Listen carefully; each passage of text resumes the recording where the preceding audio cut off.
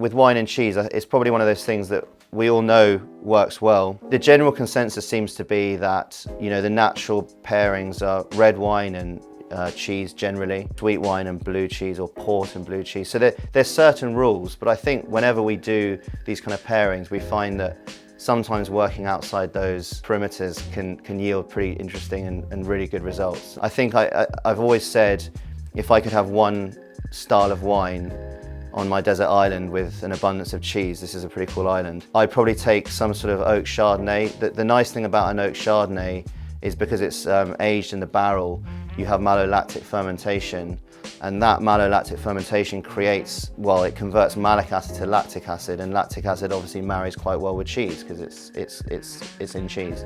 So an oak Chardonnay tends to work really well with a wide array of cheese, which is probably slightly counterintuitive because people do just assume red wine and cheese works the best.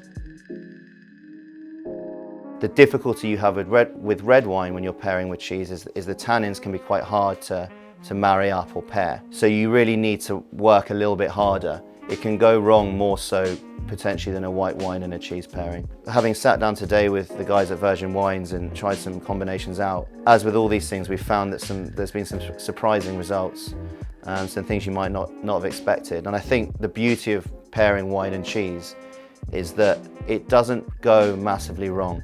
When you're trying to pair whiskey and cheese, or when you're trying to pair gin and cheese, or kind of slightly more exotic things, there's a lot more scope for error.